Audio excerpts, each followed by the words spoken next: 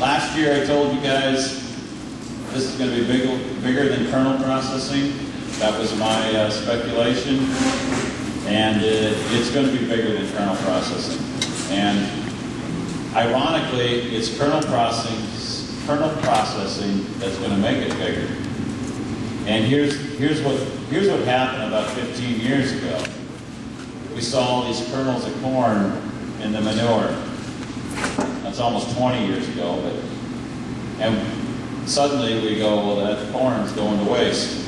You got to get it processed, right? And that's what happened. So processing caught on. We got the utilization of that kernel of corn. We didn't watch this corn float down the manure pit. But what we did in the same time, what happened is we mutilated the corn. So the fiber stuff that we were so proud of before, the kernel processing made that problem worse. We got better utilization on the kernel, but now we destroyed our corn. So what Shredlage does, it still cracks the kernel, but we still have our long length of cut. So we undo a little bit what kernel processing did. And that's my simple man's way of explaining why this has caught so much traction. And when we get done with this, I got some information from some people that will, if it doesn't impress you, then you don't need to worry about Shredlage. But I think you need to pay attention. This isn't about me selling equipment. This is about you guys making money milking cows. And this is one way to do it. You may not get a benefit in your milk tank, but you can have better herd health, and you're going to save money on hay. You're going to save money on a lot of other stuff. If you don't get a bump in your milk tank, I'll guarantee you're going to get it somewhere else. Anyway, he's a nutritionist. This is somewhat boring. They don't know how to ever make anything real interesting, so it's about 13, 14 minutes long. I'll probably stop it a couple times and try to explain as best as I can, but I know there's a nutritionist in here. I'm going to ask them for some help on a couple points that he makes. So anyway, if we can get this to take off. One of the most frequently asked questions is, what is... Okay. Please be aware that Bob Scherer has been in, you guys went through his booth yesterday. Without Scherer Corrugating figuring out a way to make these processes live, this would have probably never happened. So that's Bob's part in this Shredlage patent. So these guys came up with this idea, and they went to Bob and says, can you figure out a way to make a processor live and take this longer piece of the corn? So that Scherer has been really on the forefront of this and deserves a big hand, I think, in actually figuring out a way to make this work. And now this year it's available in the 492s as well. So we have a processor available for 492s. Last year we did not. We could only put it in the 494s. So without any further ado, we'll start and watch this. My name is Ross Dale, Managing Member of Shredlage LLC. On behalf of my partners, Roger Olson and Bob Scherer, I am pleased to talk to you about the unique and revolutionary way to process corn silage called Shredlage. As it has evolved, regular kernel processing has certainly provided improvement in starch availability and feed utilization. However, it has often created as many problems as it has solved. In an attempt to be sure every kernel is crushed, effective fiber is often reduced by overprocessing. With Shredlage, not only is the corn kernel crushed, the plant is exploded in a way that effective fiber is improved.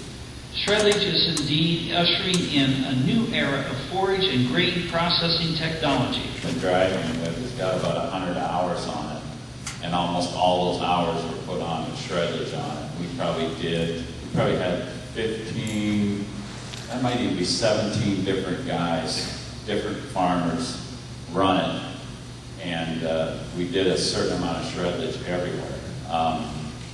We weren't able to do good tests, which was unfortunate, but we did actually, Mark Reaganhill came to me, had some corn he was going to chop really late. He's out by Sumas. He asked if he could rent the chopper to do that 50 acres. First, we don't really do that, rent choppers, but since he was willing to put a separate bunker up, now he's a John Deere guy, so he's all green. So he was willing to put a separate bunker up and keep it all separate. And I said, yeah, if you want to pay rent, that's fine. And that's what we did. So he rented the chopper. That was the last guy to use it. And did a whole bunker of shredlage. This is his sample right here. And it's cut at 30. So we're going to pass this around, or I'll leave it lay up here. We just got this out of his bunker this morning. Unfortunately, he just started feeding. And that was his plan. I was hoping he could feed a little earlier so we don't have any tests. But he is monitoring it very close, because right now the only thing he changed in his ration is the corn silage he chopped with his John Deere and this. The first milk tank went, he said it was up dramatically, very first pickup. The second pickup, not so much. So his third pickup's today. I just talked to him this morning. So he's going to, I'll probably update our newsletter with the results. Of course, if you don't hear from me, then they weren't so good. No, I'll do both. Okay. But so we went around and did a bunch of these things. We had a kind of a mistake too. So we did it with half the knives in, because that's the only way we could get the longer length of cut. Since all this new technology is so cool on these choppers, and we haven't been promoting it, I convinced Edeline to let us chop one all afternoon on the Ritter Road, and let us chop silage. And I made all my employees come out to the field, and they all took a turn running the machine.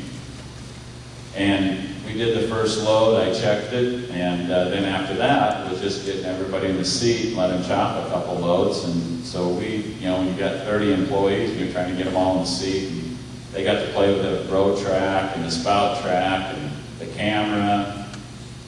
Well, little did we know that somehow, and I don't even know how it happened, but if you bump a button on the new 494s, and it was bumped by mistake, because when you get all these different operators in the machine, it's pretty green to you. The thing defaults to maximum length of cut. And CLAAS knows it does that, but didn't really tell anybody it'll do that, and you need to make sure, while you're so busy looking at everything else, we didn't catch it. So almost that whole 4 or 5 hours that we chopped out there was at 44 millimeters. And I did kind of get a little suspicious when I saw one spill and going, wow, that's pretty nice stuff, but it was a little bit too long. And so then my concern was, I raced back to the bunker and I apologized to the guy in the packing tractor. I said, this is going to be a little hard to pack. The longer you cut it, everybody has that suspicion, can you pack this stuff? But he got used to it. It seemed to be a big deal. Well, then my next concern was, okay, when they get to feeding this stuff, they're going to sort this, right? I was a little worried about them sorting in long pieces, but as far as I know, you didn't even notice it, right? Yeah. So that was a pretty good deal. I thought the whole thing turned out quite well for a mistake happening, but they never saw the cows sorted at all. But it was mixed in with the rest of their corn, so they couldn't do a real good test on it either. But at least we found out that the sorting wasn't much of an issue. Now, Muff this morning, I call him Muff, his name's Mark Reaganhill. He did report to me that he's got a few stalks left in the bunker. Very few, but I said, so how much feed value do you think's left in there? He said, well, probably nothing. Plus, he said, my cows are pretty spoiled. So he said, it's not a big deal. It's just a few. So that's about the only thing I've noticed. But anyway, he was up in milk. So we got this sample up here. The other thing is this packing thing is always a bit of a concern. And when you see the shredlage, it's dramatically different. You notice it, you can tell on a truckload just driving by. It's dramatically different. So you're always going to be concerned, well, can I pack this stuff? Well, Jerry told me this morning he thought it packed better. They chopped. What did you do how many acres did you guys do? You remember, Jerry? I think we did 25 acres. They did 25 acres, and it packed better, according to you, right? No, it's tight. So in tests that they quoted there, we got experience that the packing's not an issue, even though it appears to be one. I think the most interesting story, you guys, everybody's a little concerned here about cost, and I already had discussions with several people here. It's going to be just like kernel processing, that there's really not much incentive for the custom guy to do it. And I understand that, totally understand that, because the farmer's going to expect it done for nothing. But there's going to be incentive for the farmers to do it because he can see it in his milk tank, just like kernel processing. So, but the interesting thing, why I'm talking about that is, I've made a lot of phone calls about Shredlage. We've been involved with this for a while. I've been tracking other guys that have got machines with it in. But the most fascinating story is the guys that don't have a machine that they can put one in. You guys have the opportunity to just go right to the shelf and buy one, and you're ready to go. Those of you that run CLAAS choppers pretty much got an option now. You don't have to worry. Most of you got some Iowa connection, Midwest connection. If your kids went to Dordt or Northwestern, you're familiar with Quaker Dairy, or they now call it the Newkirk Dairy in Northwest Iowa. This guy has a custom guy come in to chop his corn. He's been following his Shredlage. I'm thinking they're milking 2,000 cows. I don't know if they're quite that big yet. A good-sized dairy, a good-sized family farm. It's all the Quakers.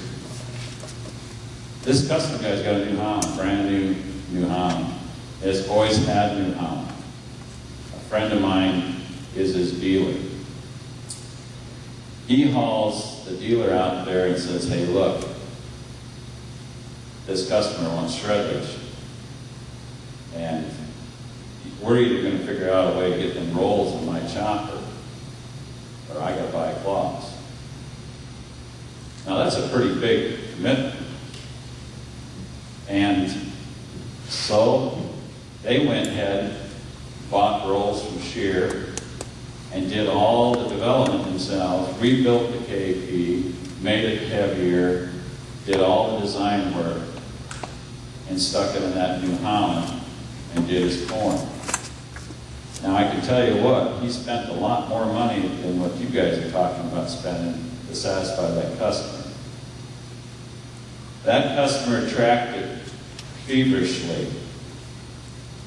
He was up in definite increase of $2.07 per cow per day. Now you should write those numbers down so you can do some math. $2.07 per cow per day. He decreased his feed cost 67 cents per cow per day. He gained 7 pounds now. He dropped a lot of expensive feed components. Definite increase in milk production, definite increase in components, and very definitely increase in herd health. He put up 19,000 ton last year. He plans on putting up 30,000 ton this year. One customer. He claimed the return was 15 times. He told my dealer friend, I'd be willing to pay $4 a ton, but don't tell my custom operator that. That's what it was worth to me. He said, if my custom guy charges me $2 a ton, that's fair. Okay? This New Holland dealer, now, in Northwest Iowa, has to build 6 more of these. or he's going to lose his customers to CLAAS. And he's doing it all on his own. I don't know how I can, that you don't really need a lot. I've not heard one negative thing about Shredlage, besides it's harder on the machine, that's a negative. If this processor life is going to be less, that's a negative. But there's no negatives on the feed side that I've heard yet. So it is definitely here to stay, and it's going to be a big deal. Especially with feed costs that the guys are facing right now.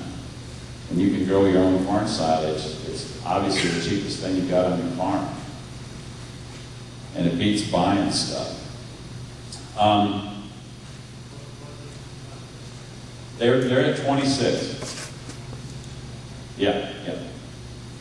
In the Midwest, you're not going to find anybody doing anything over 26. They're still, and these are big New Holland choppers, so they're high horsepower. And the minute you get too long, you're going to have issues getting it through the processor. That's the restraining factor. So the bigger the pieces, the harder it is on everything.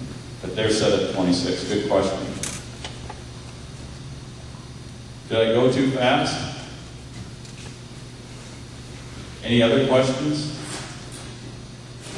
I got a bunch of more data here, but it's all along the same line. That's the most interesting data because it's coming from people that actually had to do a lot of work on their own and are still doing it.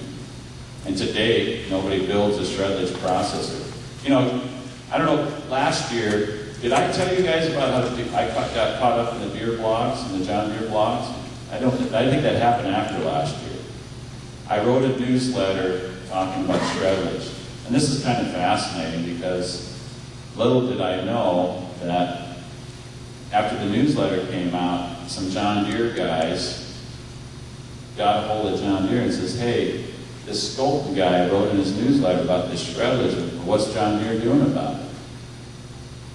Well, the fascinating thing is I didn't know this was all going on, and suddenly I guess this blog site just went nuts, and all these John Deere owners are putting pressure on these John Deere research and development guys to say, hey, we can't be behind the 8 ball on this thing.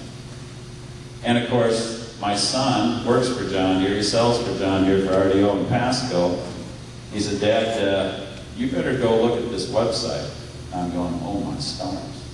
Why did I get any credibility? I mean, it's just me. I mean, how come they're giving me so much credibility?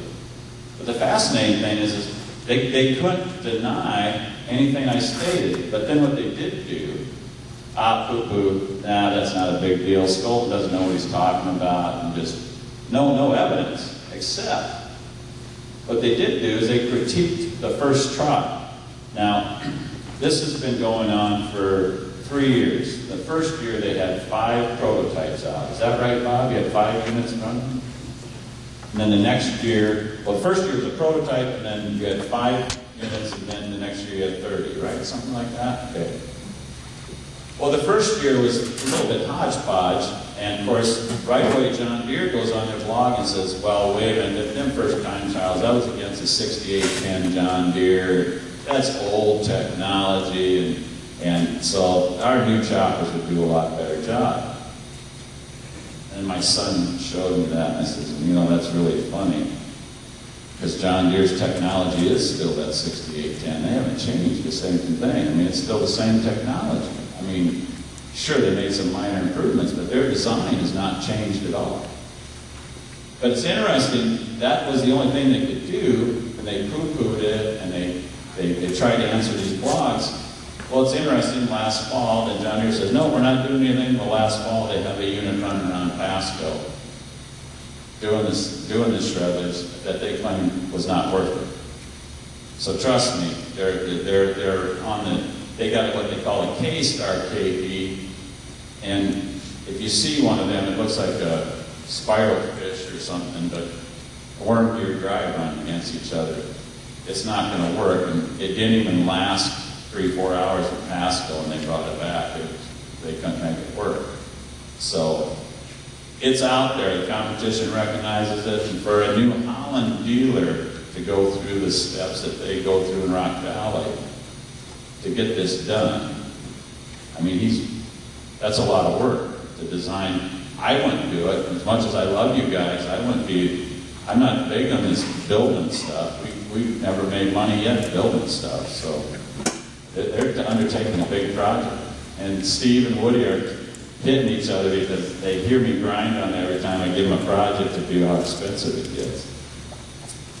But anyway, you know, Carl Zweifel has run one all of last year. His initial tests were pretty good. He got, you know, I think you told me you had one guy say 1 point butter fat, right? It was up right away. Well, 1 point butter fat is $4.25 a pound. But that's just 1 point butter fat. Claimed his herd health was better. And Carl, got anything to add to that? There's some people don't have anything to compare it to because that's all they said this year, but everyone says their cows are healthy. You know, they're all happy. Greg wants more next year.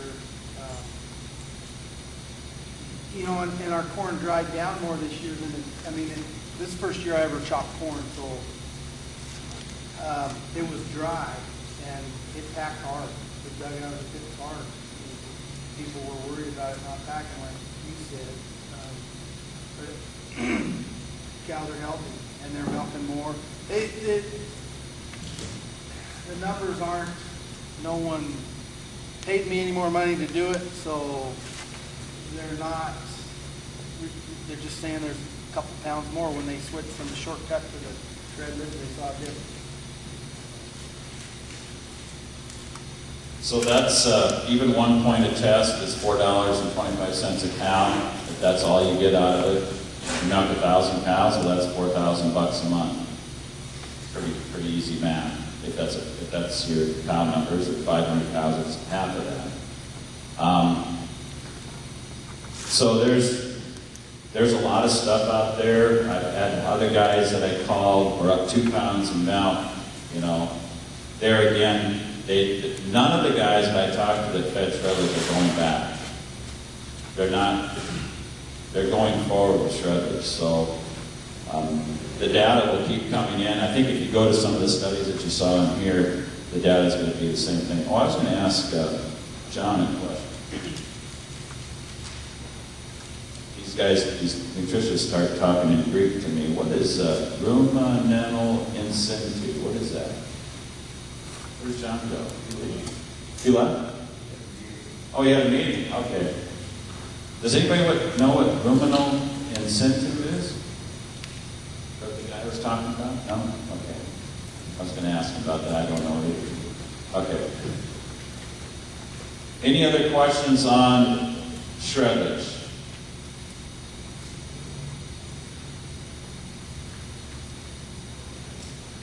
Quiet group. Okay. They tested the corn at 60%.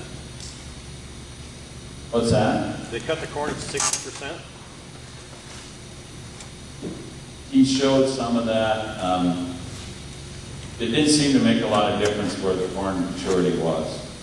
So I didn't really hear much issue on any of that stuff. So he did talk about that previously on the maturity line. The speculation is that you can wait longer to have it mature, which is interesting because you all know that once it gets more mature, the stalks get more like cigarette butts. And the fact that you can still break them down, the key is splitting them stalks apart without cutting them too short. So that definitely was an improvement. Because if there's nothing else on Shredlage, yeah.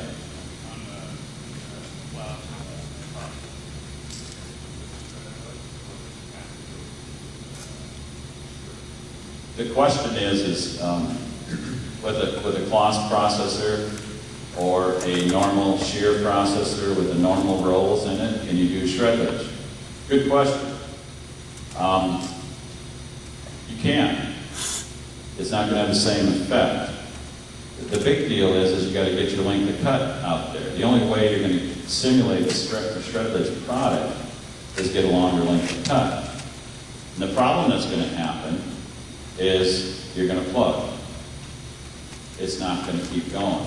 The minute you make them pieces too big, the minute you start getting them pieces that long, and now if you only had 200 horsepower, maybe the flow would be a lot smaller, but the minute you're going to push anything through it, then pieces are going to bunch up in front of the processor, they're not going to go through, and you're going to be instantly plugged.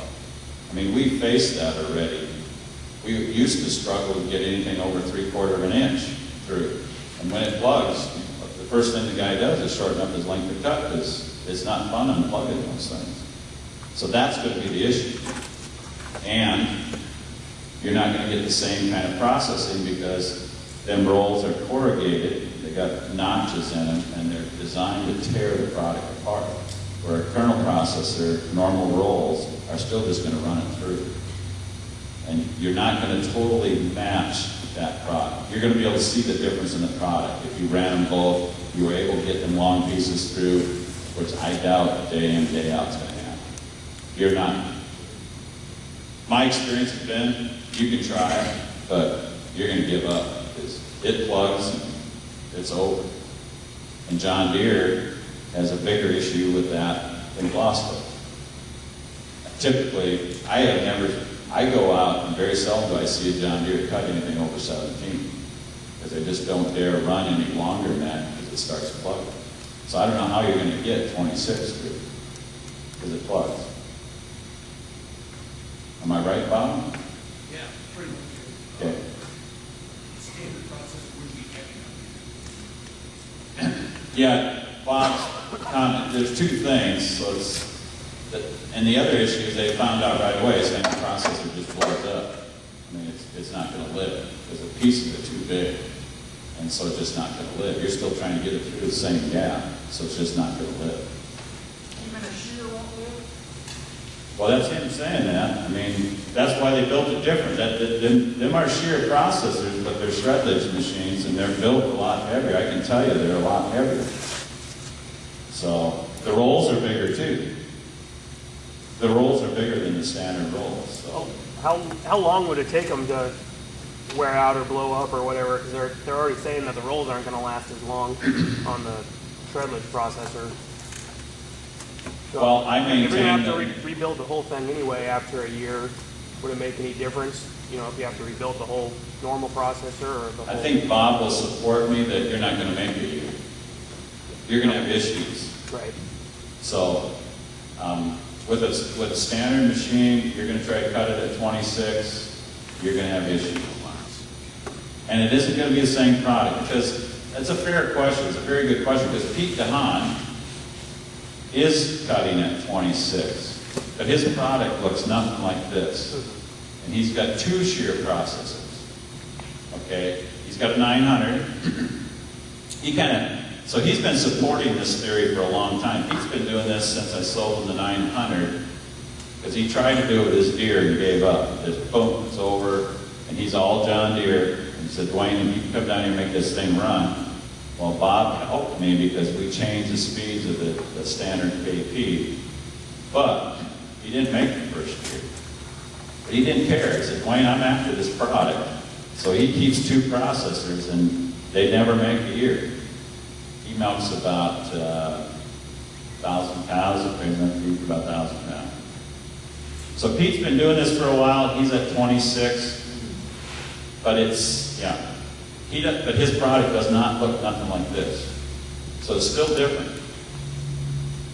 So to answer your question, I hope that answers the question. I just don't think you can get it done with John Deere because Pete already tried and it didn't work.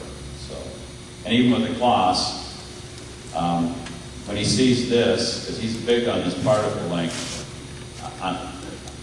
I'm going to say, well, Pete, you got to buy the right processor, and then you don't have to keep two of them around. And he bent the rolls. I mean, you're asking good questions. I just thought of that, so I think that's good questions, but he bent a couple rolls. Shear's been pretty nice, but they didn't warranty the last one. So Bob's really good to work with, by the way, so I mean, I've never had an issue. And Ed Koiser can attest to that too. I mean, Ed bought a used shear process and Bob took care of it. And so he's been great to work with, but Bob's a no-nonsense guy. He's going to tell you the way it is, and that's the way it is. But there are good questions, very good questions. Do you have anything to add to that, Bob? I think probably 65,000 ton. Okay. We expect that to go up. Maybe slight change to go non-form and it should go up. But the average is 65,000. And we will get the average here. The guys in Eastern Washington will struggle. It's just different. Processors will live longer here because our corn just doesn't get that mature that it's an issue. We struggle with maturity, so it isn't near as hard on our processors. But good questions. Any other questions? Yeah. I can, yeah, absolutely. No problem. You weren't keeping up? No, I'm just giving you a bad time. If there's nothing else, then I want to move into some cost of ownership, unless you guys don't want to talk about that. Anybody interested in some cost of ownership stuff? What some other people are charging? Rates? Yes. Yes? Okay, all right. One guy, good.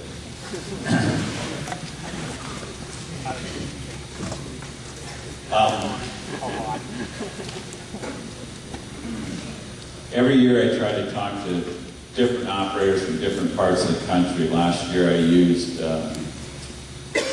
Bud Fregoso and one other guy. This year I called a guy in Texas that's been doing custom work for a long time. I was kind of surprised by him. He kind of, I go, ooh, he learned a big lesson. Anyway, you guys had asked a little bit, before we get into cost of ownership, I want to talk a little bit about, in case you're wondering, the processors, either one of them are 30 grand, okay? CLAAS recommends on the 494 to go to 29th drum. That's kind of an expensive proposition. I forgot to ask Brent what a set of knives are. Do you know what a set of knives are? I'll find out for you. Okay. But anyway, so then the cost on the 494, if you don't have a 29th drum, you have to buy a 29th drum to get to that optimal length of cut. So we called CLAAS this morning, and parts guys do that, and the standard price on the 29th drum is $23,350 bucks. But they're willing, because of this issue, they've been getting hit on this quite a bit. Because the drum that's used in all the other 494s is $24.90. They'd like to have you go to 20. And that's the only way Bob's going to warranty the processor. So that's kind of a critical area. But so with the 29th drum, CLAAS is willing until the end of April to sell that for 21. Now the only offset to that is you'd be getting all brand new knives on it. So that's why I asked Brent what the price of knives were, so you could take that off. Lessens the impact a little bit. On the 492 machines, you can buy the processor, and then you got to buy a half set of knives for credit. And the reason this is such a big issue is because when you're feeding big chunks into this processor, when they're coming in unevenly, it creates a lot of headaches. It really pounds the crap out of the processor. So what they're trying to do with the different drums or with the half knives is to get a very even flow into the processor so the processor lives longer and you get a better product. On our side, taking half the knives out, Bob, I would probably not be that worried about it because our corn does not get that mature. I mean, obviously, if we were able to cut it 44 all afternoon, we never plugged it, never stopped. It just hammered right through it. And my guys weren't trying to be babies with it, they were trying to kill it. But, I mean, it worked all afternoon at 44 millimeters.